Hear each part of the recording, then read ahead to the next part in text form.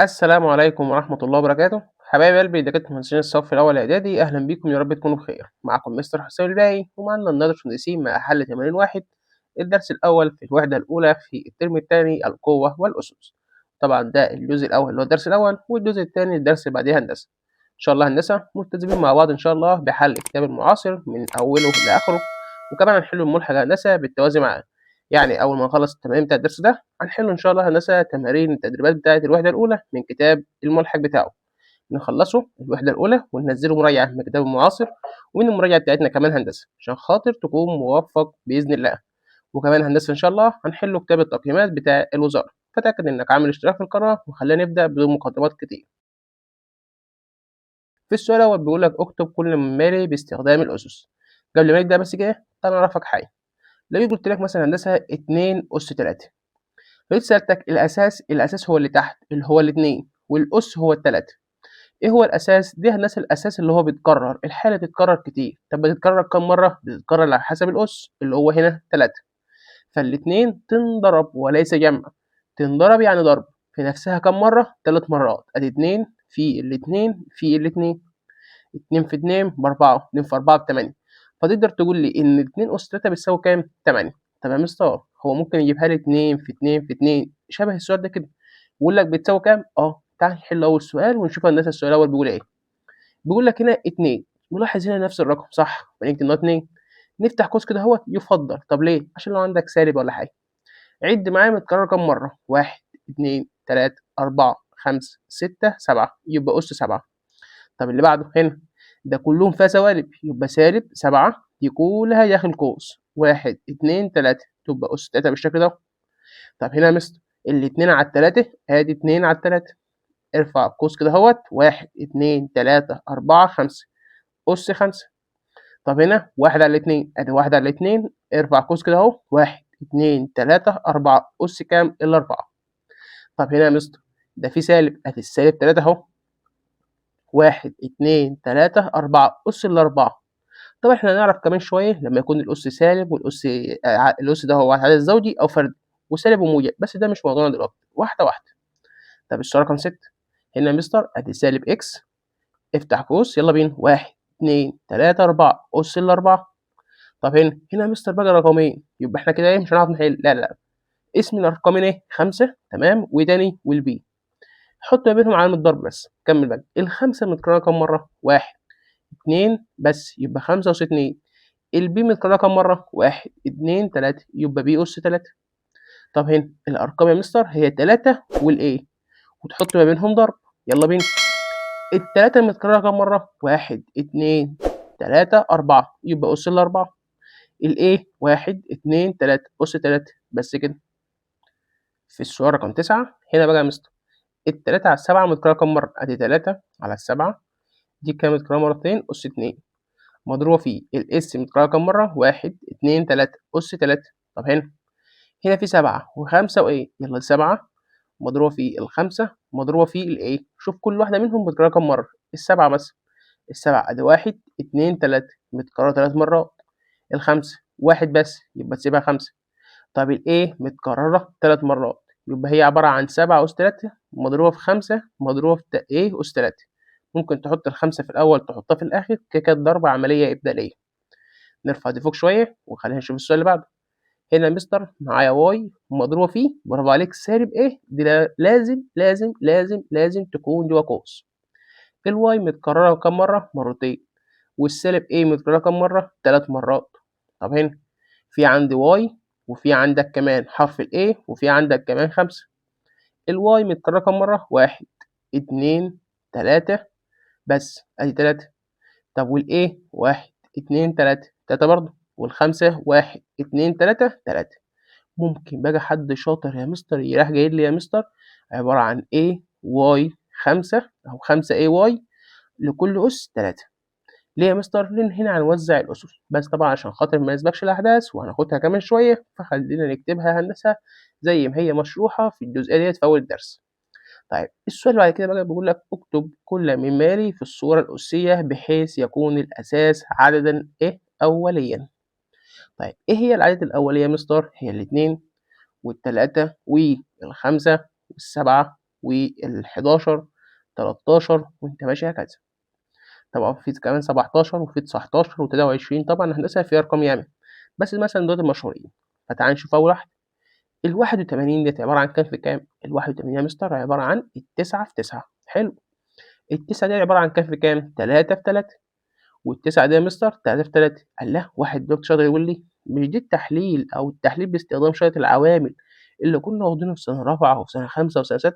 نقول له صح. طيب هنا كده يا مستر الأعداد الأولية اللي هي ال3 ديّة متكررة كام مرة؟ لقيتها متكررة 4 مرات، فتقدر تقول لي إن ال81 عبارة عن 3 أس ل4 والسؤال ده خلص. طيب ال125 يا مستر، ال125 متفقين أولها 5 نقسم على ال5 مش عارف افتح آلتك الحاسبة مسموح استخدام آلة حاسبة عادي، اعمل 125 على ال5 بتساوي 25 يبقى ده 5 في 25 ده أولي وده مش أولي سيبه، ال25 عبارة عن ال5 مضروبة في 5 ال5 بتكرر كام مرة؟ 3 يبقى ال25 عبارة عن 5 أس 3. طب دي يا مستر أولها 625 الآحاد بتاعها 5 فبتقبل الجسم على كام؟ على 5 يلا بينا 625 على ال5 فيها ال125 فيها ال125 دي كده أولي تمام. ال125 عبارة عن 5 أس كام؟ 3 فتبقى عبارة عن 5 أس ال4. طب يا مستر معلش جت إزاي عشان مش واخد بالي ولا أكننا قلنا حاجة. طيب ال125 عبارة عن برافو عليك ال5 مضروبة في 25 ده أولي وده لسه ده يا مستر عبارة عن 5 في 5 بتكرر كام مرة يا بطل؟ 1 2 3 4 فدي تبقى 5 أس ال4 والسؤال دي كده طبعًا إيه خلاص. تعالَ نجيب الجزء اللي بعد كده السؤال رقم 4 128 افتح آلتك الحاسبة كدهوّة واعمل 128 على مثلًا ال8 حلو يبقى ده يا مستر عبارة عن ال8 مضروبة في 16 دي مش أولي ودي مش أولي ال8 دي عبارة عن الاتنين في ال4 أولي متعدد ال4 ديّة عبارة عن الاتنين في 2 أولي وأولي ال16 يا مستر ال16 عبارة عن ال4 في ال4 متعدد ومتعدد ال4 ديّة عبارة عن الاتنين في 2 أولي وأولي وال4 دي يا هندسة 2 في 2 عد كده أنت معاك دي عبارة عن 2 أس كام؟ عد الاتنين متكررة كام مرة؟ أدي 1 2 3 4 5 6 7 يبقى ده يا مستر عبارة عن 2 أس 7 اكتب تحتها أهوّة 128 بتساوي الاتنين أس 7 بس كده. طب ال24 طبعًا ال24 سهلة عبارة عن ال4 في 6 يا مستر هو أنت ليه ما اخترتش رقمين شبه بعض؟ ما دي يا مستر رقمين شبه بعض عادي خالص مش شرط يعني. ال24 عبارة عن أو ال4 ديّة عبارة عن الاتنين في 2 أولي وأولي. ال6 عبارة عن الاتنين في 3 أولي وأولي. الله! طب هنا كان كلّهم اتنينات، هنا مش اتنينات يا مستر ده في 2 وفي 3 ولكنك عادي، عادي خالص ولكنك مش تفرق معاك هندسة عشان تكونوا متفقين يعني. ال24 بتساوي الاتنين مضروبة في 3 الاتنين متكررة 3 مرات والتلاتة مش متكررة غير مرة واحدة يبقى أس واحد والأس واحد ما بنكتبهوش والسؤال ده كده خلص.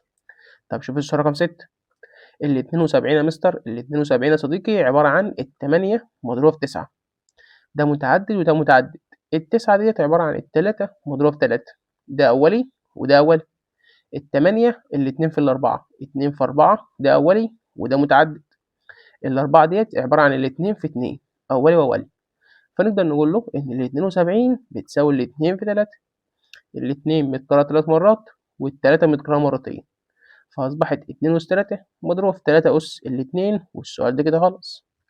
السؤال رقم 7 هنا يا مستر 216 افتح آلتك الحاسبة أنا معرفش أهو اكتب 216 على مثلًا ال7 طلعت كسر منفعش زود 1 8 ف27 فدي كده يا مستر عبارة عن ال8 مضروبة في 27 ال8 عبارة عن الاتنين في ال4 ده كده أولي ده متعدد ال4 عبارة عن الاتنين في 2 أولي وأولي ال27 عبارة عن ال3 في 9 ده كده أولي ده متعدد ال9 عبارة عن ال3 مضروبة في 3 أولي وأولي فنقدر نروح نقول يا مستر إن 216 بتساوي الاتنين مضروبة في 3 الاتنين متكررة 3 مرات والتلاتة متكررة كام مرة؟ 3 برضه بس كده نمسح دي كده ونوديها هناك شوية. السؤال اللي بعد كده ال324 آلتك الحاسبة برضه 324 على ال8 دي يا مستر طلعت فيها كسر منفعش زود 9 فدي كده يا مستر بتساوي كام؟ 9 في 36 أهوّة 9 مضروبة في 36 ال9 عبارة عن ال3 في 3 أولي وأولي. ال36 ال4 في 9. ال4 عبارة عن الاتنين في 2 أولي وأولي، وال9 عبارة عن ال3 مضروب في 3 أولي وأولي.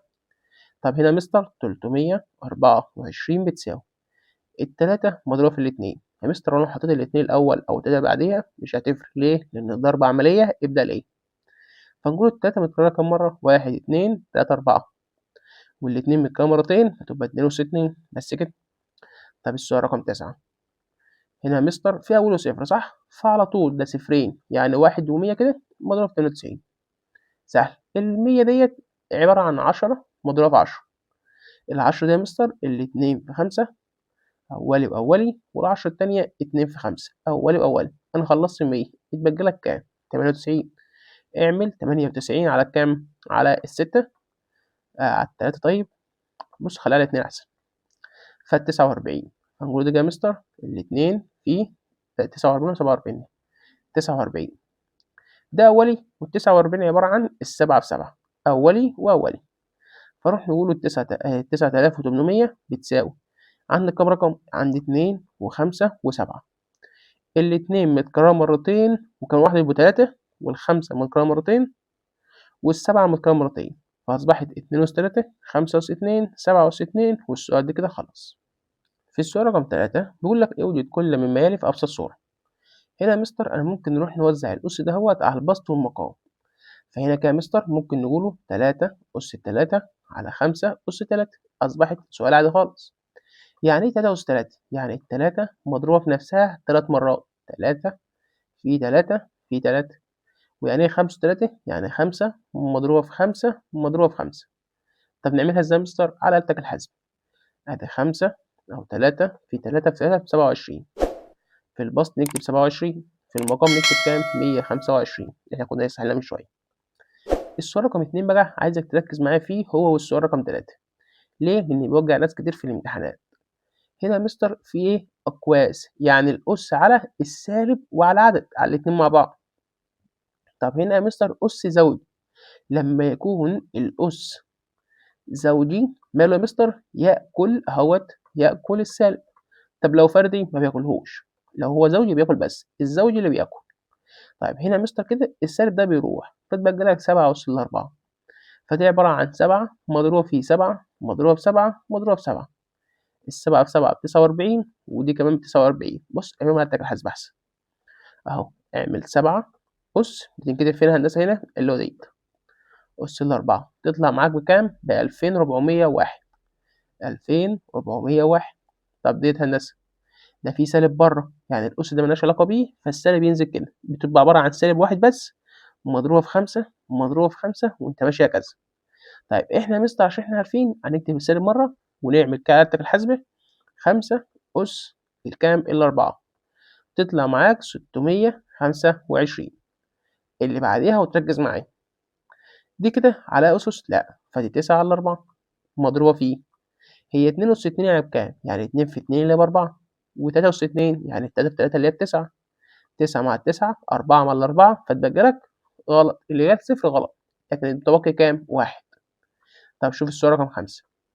هنا يا مستر الأس زوجي فالسالب بيتاكل بيروح، فتبقى لك 2 على 5 لكل أس 2 مضروب فيه هنا في سالب الأس فردي، فالسالب بيفضل زي ما هو. أدي 5 على الاتنين لكل أس كام؟ لكل أس 3. وأي حاجة صفر بواحد، اكتبها عندك كده. أي عدد أس صفر بيساوي 1 صحيح. طيب الاتنين أس 2 يعني 2 في 2 ب4. أدي البسط فيه 4. 5 أس 2 يعني 5 في 5 اللي هي 25 مضروبة في السالب دهوت خليه في الأول هنا عادي. 5 أس 3 يعني 5 في 5 في 5 برافو عليك ب125. و2 أس 3 يعني 2 في 2 في 2 اللي هي بتساوي 8. ممكن الهندسة تروح تعملهم على الحاسبة عادي جدا، أو ممكن تروح تقسمهم بنفسك. 125 على 25 فيها الخمسة، و4 على 4 فيها الواحد، و8 على 4 فيها الاتنين. فتبقى لك هنا 5 على الاتنين. لو كتبتها كده برافو عليك تسقط. طب ليه؟ عشان في سالب بره. في سالب أهو يا اللي ناسيه، في سالب أهوت. في ناس والله بتنسى السالب ده هندسة وتقول لك ما شفتهاش، مالناش علاقة إن شفتها ولا ما شفتهاش، عشان نكون متفقين بس. طب السؤال رقم 6. دي يا مستر كده عبارة عن 1 أس 2 ب1 و5 أس 2 ب25. المشكلة بقى عند الناس في الجزئية دي، تعالَ واحدة واحدة، افتح قوس يا عم عشان ما يتلخبطش، يلا بينا. في سالب الأس فرد فإيه ما بياكلهوش يفضل زي ما هو. طب دي يا مستر عدد كسري، فنعمل إيه؟ نرفع الكسر، إيده في رجله زائد راسه. الاتنين في 2 ب4 والأربعة في 5 ب20. 4 في 5 ب20 إيه؟ 2 في 2 ب4 و4 زائد 1 بكام؟ ب5 والمقام هنا 2 ما بيتغيرش والأس 3. دي يا صديقي أدي 1 على 25 مضروب في السالب هنطلعه برّه. ال5 أس 3 ب125 والاتنين أس 3 بكام؟ 8. ركز معايا، أول حاجة هندسة في سالب، برافو عليك، اللي اتلسع من هنا هينزله على طول. طيب المقام فيه 8 عشان ما بيبقاش يخسر فوق، و25 على 25 فالواحد، و125 على 25 فال5، فتبقى لك سالب 5 على 8. والسؤال ده كده خلاص. في الصورة رقم 7 بيقول لك هنا يا مستر في عدد كسري مقسوم على عدد كسري مرفوع الأس واحدة واحدة. نرفع الكسر الأول. أدي يا مستر المقام بتاعه 9، الاتنين في 9 18، 18 زائد 7 بكام؟ 27، لأ ب25 صح؟ 18 زائد 7 دي كده ب5 و1 يبقوا كده 25 صح، يبقوا 25 هندسة. اعمل معايا الحسب، اعمل الاتنين في 9 زائد إيه؟ 7 على ارفع الكسر بس مرفوع الأس، ليه؟ عشان خاطر السالب والأس بتاعنا. هنا يا مستر المقام بتاعك 3، الواحد في 3 زائد 2 ب5. تعالى نعمل دي الأول هندسة يلا. فنقول دي 25 على 9 على دي كده هندسة سالب والأس بتاعه زوجي فالسالب بيتاكل، فتبقى لك 5 أس 2 ب25 و3 أس 2 اللي ب9. نزل أهوت على 25 على 9 اضرب شقلب ديت تبقى 9 على 25. 25 مع 25 9 مع 9 فتبقى لك بيساوي كام؟ الواحد الصحيح. في السؤال اللي بعد كده هنا هندسة نعمل إيه؟ هنا يا مستر نعمل كل حاجة لوحدها عشان ديت عملية جمع أهو. خلينا نعمل لك بلون أحسن. أول حاجة دي سالب أس زوجي، السالب بيتاكل، الاتنين أس الأربعة أدي 2 أس الأربعة، يعني الاتنين مضروب في نفسها كام مرة؟ 4 مرات. الموجب في سالب بسالب، السالب ينزل. طب ليه نزلت السالب؟ لأن ده سالب وأس فردي فالسالب يفضل زي ما هو، 3 أس 3. على آلتك الحاسبة يا صديقي اعمل 2 أس الأربعة تطلع معاك ب16، نكتبها كده 16. 3 أس 3 ب27.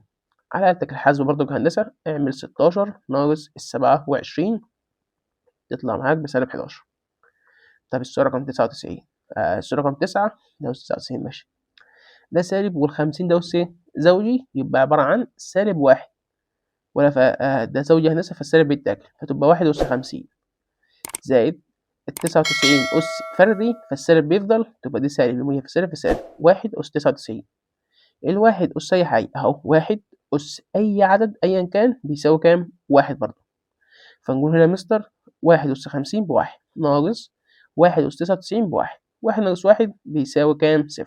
بس كده. في السؤال رقم 10 2 أس 3 يعني 2 في 2 في 2 ب8 زائد الاتنين أس 3 2 أس 2 بكام؟ ب4 مجموعهم بيساوي ال12 بس كده. طب هنا يا مستر في بقى شرطة هنا وخلي بالك من الشرطة دي، يعني اسمها 3/10 دائري. بتنكتب ازاي على الحاسبة؟ في ناس فاكراها من الترم الأول تمام، طب واللي مش فاكرها هنعرفها لك. بتعمل الصفر والعلامة 20 وبالتالي إنك تضغط 3 لحد ما يظهر سهم سواء يمين أو شمال على آلتك الحاسبة. ظهر عندي سهم، نضغط يساوي، أصبحت يا مستر 1/3 لكل أس 2 مضروبة في 3 أس سالب الاتنين. ركز معايا هنا يا مستر 1 على الاتنين دهيت 1 على 3 أس 2 يعني 1 أس 2 بكام؟ ب1. 3 أس 2 ب9 مضروبة في، ركز بقى، واحد يقول لي إيه الأس زوجي فالسالب التاك، لا لا، لو كانت هندسة سالب 3 أس الاتنين كنت نقول لك بقى الأس زوجي فالسالب يتاكل فنروح نقول هندسة كده 3 أس 2 اللي هي بتساوي 9. لكن يا مستر ده الأس هو اللي سالب بينشغل، ده في البسط تنزل في المقام أهو، وفي البسط يفضل واحد عادي خالص. أس الاتنين هنا 1 على 9 مضروبة في 1 أس 2 ب1، 3 أس 3 أس 2 بكام؟ ب9 برضه. بسط ببسط مقام في مقام، الواحد في واحد بواحد والتسعة بتسعة ب81 والسؤال ده كده خلاص. السؤال رقم 4 بيقول لك إذا كانت الإكس بسالب 3 والواي بيساوي 4 فيوجد القيمة العددية لكل مال الإكس اللي هي عبارة عن سالب 3 أس وفي سالب اعمل قوس. الواي عبارة عن الأربعة، الأس زوجي فبياكل السالب، فتبقى لك 3 أس الأربعة. على آلتك الحاسبة اعمل 3 الأس اللي هي ديت الأربعة بتساوي 81. شوف اللي بعديه، في سالب بره أهو، الواي مستر بالأربعة، أس الاتنين أهو، السالب ملوش علاقة بالأس يبقى ينزل زي ما هو، 4 أس 2 يعني الأربعة ب4 ب16 بس كده. طب شوف اللي بعديه، في سالب أهو، الإكس عبارة عن سالب 3، طب سالب سالب بموجب أهو، سالب 3 لكل أس كام؟ التلاتة، سالب بسالب بموجب فأصبحت 3 أس 3 اللي هي عبارة عن ال27. طب اللي بعديه، إكس أس 2، الإكس بسالب 3 لكل أس 2 زائد الواي بالأربعة لكل أس 2، الأس زوجي فبياكل السالب، 3 أس 2 ب9 زائد الأربعة أس 2 ب8 زائد 16. طيب 16 زائد التسعة بتساوي ال25. إكس زائد واي لكل أس 2 يعني القوس هو اللي بره، الإكس بكام يا صديقي؟ الإكس بسالب 3 زائد الواي بالأربعة، سالب 3 زائد الأربعة بيساوي 1، 1 أس 2 بيساوي الواحد بس كده. في الصورة رقم 5 بيقول لك إن ال A بتساوي ال2 وال B بتساوي سالب 5، فيوجد القيمة العادية لكل مال. 3 ال B عندك هنا بسالب 5 لكل أس ال2، التلاتة زي ما هي مضروبة في سالب وهنا أس زوجي فبياكل السالب فتبقى لك 5 أس 2، 3 مضروبة في 5 أس 2 اللي هي ب25، التلاتة في 5 ب15، 5 معاك 1 والاتنين في 3 ب6 و1 كام 7، ممكن تعملها الحاسبة تطلع صح إن شاء الله. التلاتة خلي بالك في قوس أهوت أس 2، التلاتة داخلة جوه القوس يبقى 3 فيه، البي هنا بسالب 5 موجب في سالب بسالب، و3 في 5 ب15 لكل أس 2، في سالب والأس زوجي فالسالب بيتاكل فتبقى لك هنا 15 أس 2. آلتك الحاسبة اعمل 15 أس 2 تطلع معاك بتساوي 225. طب السؤال رقم 3، ال A أس 3، ال A اللي هي ب2 أس 3 زائد ال B أس 3 اللي هي سالب 5 لكل أس 3، 2 أس 3 يعني 2 في 2 في 2 ب8، هنا أس فردي وفي سالب فالسالب ينزل اهو، 5 أس 3 يعني 5 في 5 في 5 ب125. على آلتك الحاسبة 8 ناقص 125 تطلع معاك بسالب 117. السؤال الأخير رقم 4، هنا A زائد B لكل أس 3، أدي قوس لكل أس 3، ال A ب2 ال B بسالب 5 و2 ناقص 5 بسالب 3 لكل أس ال2. طيب هنا أس 3 هندسة عفوا، هنا في سالب والأس فردي فالسالب زي ما هو، 3 مضروبة في نفسها 3 مرات يعني بتساوي 27 والسؤال ده كده خلص. السؤال رقم 6 بيقول لك إن ال A بتساوي ال2 وال B بتساوي سالب 3 فيوجد قيمة كل ما يلي. 3 بره مضروبة في ال A مرفوعة لأس 2، ال A عندك هنا ب2 مضروبة في ال B بسالب 3، بص كده سالب مفيش غيره ينزل زي ما هو، 3 مضروبة في 3 ب9 مضروبة في 2 أس 2 يعني 2 في 2 بكام؟ بال4، في سالب في موجب بسالب، وال4 في 9 ب36 بس كده. اللي بعده هنا A أس 2، ال A يا مستر فين؟ أهيت بتساوي 2 فأصبحت 2 أس 2، ال B أس 2، ال B اللي هي عبارة عن كام؟ عن سالب 3 فتصبح هنا سالب 3 أس 2 زائد ال A عندك بال2 مضروبة في ال B بسالب 3، 2 أس 2 بال4 زائد هنا سالب والأس زوجي فالسالب بيتاكل، 3 أس 2 اللي هي ب9 زائد الموجب في سالب بسالب والاتنين في 3 ب6، 4 زائد 9 4 زائد 9 بكام؟ 13 ناقص 6، 13 نشيل منهم 6 7 بس كده. اللي بعده ال A ناقص B لكل أس 2، أدي في قوس لكل أس 2 اهوت، ال A عندك اللي هو بالاتنين السالب وهنا بيقول لك سالب سالب سالب موجب كام؟ 3، الاتنين زائد 3 ب5 فتصبح 5 أس 2 اللي هي بتساوي 25. طب السؤال رقم 4 بيقول لك ال A تربيع فأصبحت 2 تربيع ناقص ال B تربيع اللي هي عبارة عن سالب 3 لكل أس 2، 2 تربيع بال4 ناقص ديت ملناش علاقة بيها في سالب أس زوجي برافو عليك يا هندسة تبقى موجب، 3 أس 2 اللي هي بكام؟ 9، 4 ناقص 9 بيساوي سالب 5 والسؤال ده كده خلص. السؤال رقم 7 بيقول لك هنا هندسة اوجد القيمة العادية لكل من المقادير الآتية عند القيم المعطاة. في السؤال رقم 1 بيقول لك إن البي ب5 والA ب3 وعايز السالب B أس A. السالب ينزل، البي سالب يبقى -5 لكل أس كام؟ لكل أس الA اللي هي هنا ب3. هنا يا صديقي السالب جوه فيبقى سالب في سالب بموجب، فدي تبقى 5 أس 3. 5 أس 3 بكام؟ ب125. هو عاوز الA أس 2. خلي بالك الA ديت غير الA ديت. الA دي ب5 يبقى ده 5 أس 2 مضروبة في الB بسالب 3 لكل أس سالب 2. حلو.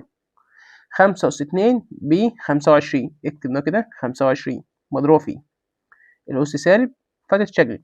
أدي 1 على -3 زي ما هي لكل أس 2. مستر هنا في سالب الأس زوجي فالسالب يتاكل، فتبقى لك هنا 25 مضروب في 1 على 3 أس 2 ب9. واللي ملوش مقام واحد بسط ببسط مقام في مقام.